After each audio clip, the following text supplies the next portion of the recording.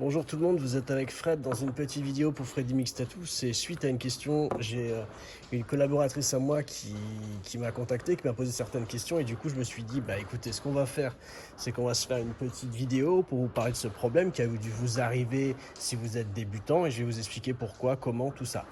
Alors déjà je vais vous expliquer l'histoire. J'ai une fille qui me contacte déjà il y a un petit moment et qui me raconte l'histoire en fait qu'elle va tatouer du cuir. C'est possible, hein, pas de problème avec ça, c'est une certaine technique. Alors, ça ressemble un peu à la peau synthétique, hein, ça ressemble pas loin, voilà, c'est un peu autre chose, hein, le cuir souple, hein, je parle pas du cuir style de moto.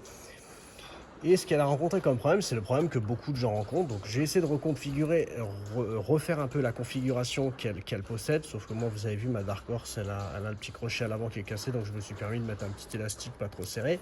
Et je vais vous montrer. Donc en fait, la personne, ce qui s'est passé, c'est qu'elle a tatoué beaucoup de cuir. Elle se fait plaisir.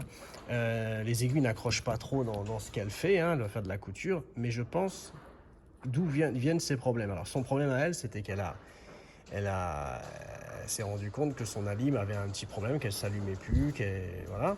Et bon, ça, c'est des choses qui peuvent arriver, mais souvent le problème il est ailleurs. Elle n'a pas envoyé la machine, elle a juste envoyé la lime, donc on a fait le nécessaire, tout ça, et on a vérifié, et tout fonctionnait bien.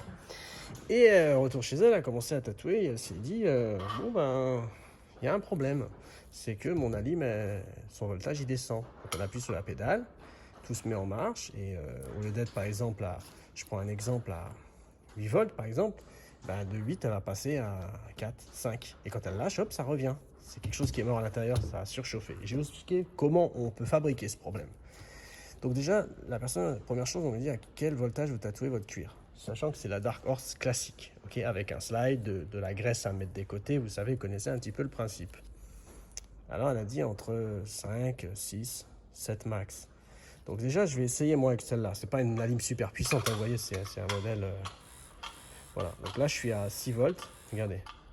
5,5, la machine elle part pas, elle bouge tout doucement.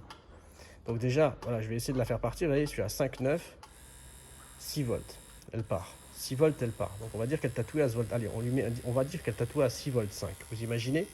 C'est vrai que c'est sympa, du coup on peut travailler lentement. C'est sympa quand même pour travailler cette vitesse-là. Sur la peau, je crains que ça marche pas vraiment bien. Et en fait, elle bossait à cette vitesse-là. Alors je vais me mettre un petit peu en config. J'ai mis des aiguilles. Vous voyez, en fait, on fait ramer des aiguilles. Ça, c'est possible avec les machines à bobine. Hein. Si vous avez une bonne machine à bobine, vous pouvez le faire. Hein. Si elle pique bien une petite machine Vlad Vlad ou Captain, quelque chose comme ça, même à Sunskin. En fait, elle devait bosser comme ça pour faire son cuir, ses points, tranquillement, avec des petites aiguilles. Moi, j'ai plus gros, hein, j'ai peut-être du 13 liner.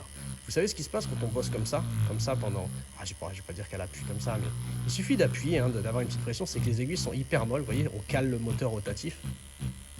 Qu'est-ce qui va se passer au bout d'un moment? C'est que ça va chauffer à l'intérieur parce que c'est trop bas au niveau du voltage. C'est beaucoup trop bas.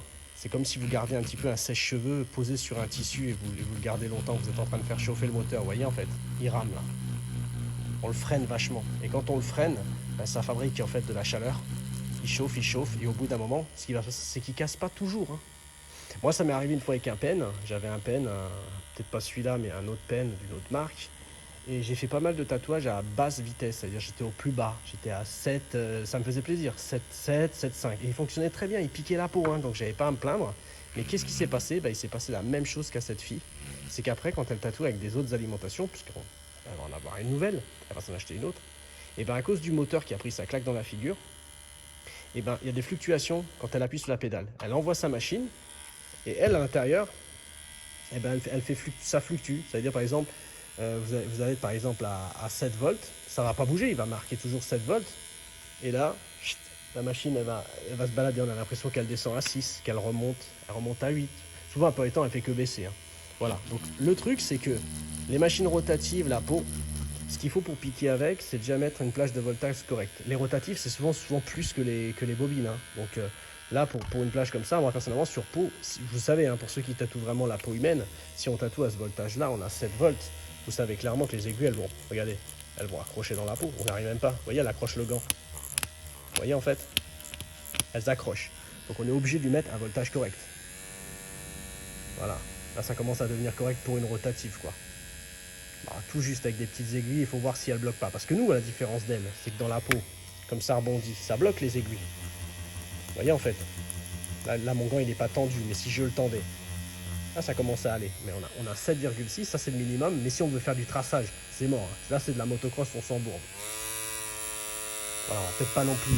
On pourrait voilà, tracer à cette vitesse-là. Si à peu près je vois des peines, des peines par exemple le Ultron C, non Ultron C je ne l'ai pas encore vraiment testé, Ultron, moi je l'ai vu tracer comme ça à la vitesse là, 9 volts, c'est le max, moi j'irais plutôt là, avec le Ultron, je serais plutôt à 8, 9, 8, 8, voilà, c'est ce que je donnerais au Ultron de chez Vlad. Mais il lui faut une vitesse pour faire des traits, sinon. Donc du coup quand ça trace, la goutte elle va être au bout, et au moment de toucher la peau, vous n'avez pas besoin d'appuyer. Vous retenez la machine et elle trace toute seule. Voilà. Donc voilà, si vous avez des fluctuations sur vos machines, sur vos alimes, dites-vous que souvent la basse tension, ça fait péter les bécanes aussi, quoi. La surtension, c'est certain. Si on va vraiment aux limites de la machine, là par exemple. Voilà. Si on tatouait comme ça, par exemple. Là, je peux vous dire un truc, parce que j'ai déjà entendu, des bécanes comme ça. Si vous tatouez comme ça, avec cette bécane, je pense que votre espérance de vie sur cette machine-là va être à peu près de 1 semaine, si vous tatouez bien. Voilà. J'ai déjà entendu. Donc voilà, vous peut-être que là, si vous avez l'habitude de suivre mes vidéos, ça vous choque, mais moi je l'ai déjà entendu. J'ai vu en formation des gens allumer des machines à cette vitesse-là et tracer sur une table, ils n'avaient même pas besoin de prendre la peau, ils auraient pu carrément faire le tatouage avec le carbone tout de suite sur le bois, ça aurait été mieux. Voilà, donc je peux vous dire que je l'ai déjà vu. Donc je ne dis pas que des bêtises. Voilà, merci d'avoir suivi mon petit tuto. Si vous avez des questions, je reste à votre disposition. Les commentaires, les jeux, j'espère que vous avez joué au jeu. De toute façon, on sera un peu plus rapide que le coronavirus. On a été pris par le temps et par le travail aussi. Voilà, donc si vous voulez jouer et remporter tout ça, vous jouez au jeu, aux questions-réponses. Merci de nous suivre. Vous pouvez venir sur Facebook si vous en avez envie. On a atteint quasiment les 70 000. C'est quand même, ça devient sympa. Une petite communauté bien sympathique. Voilà, et je vous dis à tous, finissez bien l'été, la canicule c'est bientôt fini, alors profitez-en, je ne sais pas si on peut dire ça, mais en tout cas voilà, je vous souhaite une belle soirée à tous, bye.